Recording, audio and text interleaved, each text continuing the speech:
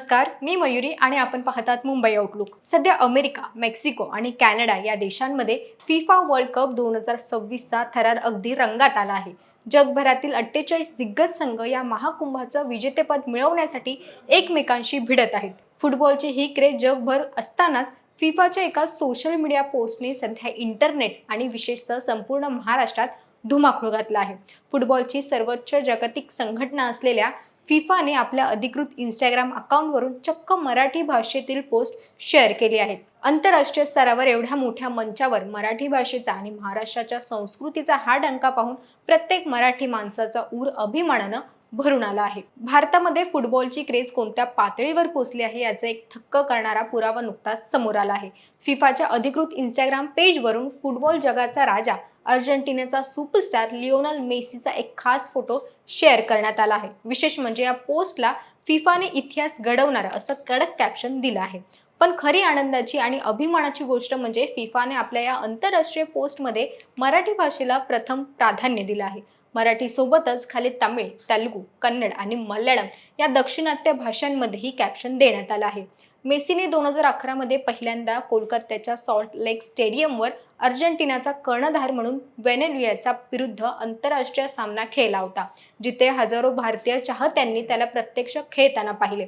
त्यानंतर अगदी अलीकडे 2025 मध्ये तो त्याच्या गोट टूरसाठी पुन्हा भारतात आला होता, जिथे मुंबईच्या वानखेडे स्टेडियमवर सचिन तेंडुलकर, सुनील छेत्री सोबतचे त्याचे खास क्षण प्रचंड व्हायरल झाले होते। फिफाच्या अधिकृत पेजवरून पोर्तुगालचा स्टार फुटबॉलपटू क्रिस्टियानो रोनाल्डो याचा देखील एक फोटो शेअर करण्यात आलाय, ज्यामध्ये तो त्याच्या नेहमीच्या सिग्नेचर स्टाईलमध्ये गोल केल्याचा जल्लोष करताना दिसतोय। पण या फोटोचं सर्वात मोठं वैशिष्ट्य म्हणजे त्याच्या शेजारील असलेलं कोल्हापुरी रंगात रोनाल्डोचा विषय लय हार्ड आहे असं ठळक अक्षरात लिहिलेलं कॅप्शन।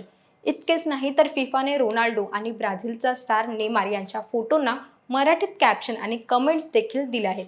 विषय लय हार्ड आहे, लय भारी अशा शब्दात दाद दिली आहे। एका जागतिक क्रीडा संघटनेने स्थानिक कोल्हापुरी भाषेचा लहेजा वापरल्याने अवघ्या काही तासातच या पोस्टवर हजारो लाईक्स आणि कमेंट्सचा पाऊस पडला। मराठी नेटकऱ्यांनी यावर जगात भारी कोल्हापुरी, थेट फिफाच्या दारात कोल्हापुरी नाद अशा कमेंट्स करत सोशल मीडिया डोक्यावर घेतला आहे। क्रिकेट वेड्या भारतात कोल्हापूर एक असं एकमेव शहर मानलं जातं जिथे फुटबॉल हा खेळ नसून एक धर्म आहे। म्हणूनच कोल्हापूरला महाराष्ट्राची फुटबॉलची पंढरी म्हटलं जातं। कोल्हापूरच्या फुटबॉलच्या वेळाचा इतिहास अतिशय रंजक आहे। आश्चर्याची गोष्ट म्हणजे फिफा या जागतिक संघटनेची स्थापना 1904 मध्ये झाली, पण त्यापूर्वीच कोल्हापुरात राजश्री छत्रपती शाहू महाराजांच्या राजश्रयाने फुटबॉल खेळला जात होता। कोल्हापूरचा प्रसिद्ध जामदार क्लब 1928 चा आहे, जो 1930 मध्ये झालेल्या पहिल्या फिफा विश्वचषकापेक्षाही जुना आहे। दुसऱ्या महायुद्धाच्या काळात पोलंडमध्ये असलेले काही निर्वासित कोल्हापुरात राहिले होते। त्यांच्याकडून कोल्हापूरच्या तरुणांनी बूट घालून फुटबॉल खेळण्याचे आधुनिक तंत्र शिकले। आजच्या घडीला कोल्हापुरातील पाटकडील तालीम मंडळ यांच्या संस्थेचे सामने पाहण्यासाठी छत्रपती शाहू स्टेडियमवर 15 ते 20 हजारांची गर्दी जमते। अशी क्रेज भारतात फक्त कोलकाता आणि केरळमध्येच पाहायला मिळते। एकीकडे भारतातील या फुटबॉलच्या क्रेजची चर्चा जगभर होते, पण दुसरीकडे एक कटू सत्य हे देखील आहे की आज जागतिक फुटबॉलच्या नकाशावर भारत अजूनही खूप मागे आहे। फिफाच्या मुख्य जागतिक स्पर्धांमध्ये आपला देश कुठेच दिसत नाही आणि इतक्या मोठ्या लोकसंख्येच्या देशात फिफाचे मोठे सामने किंवा वर्ल्ड कप देखील खेळवले जात नाही। ही खरोखरच विचार करण्यासारखी गोष्ट आहे।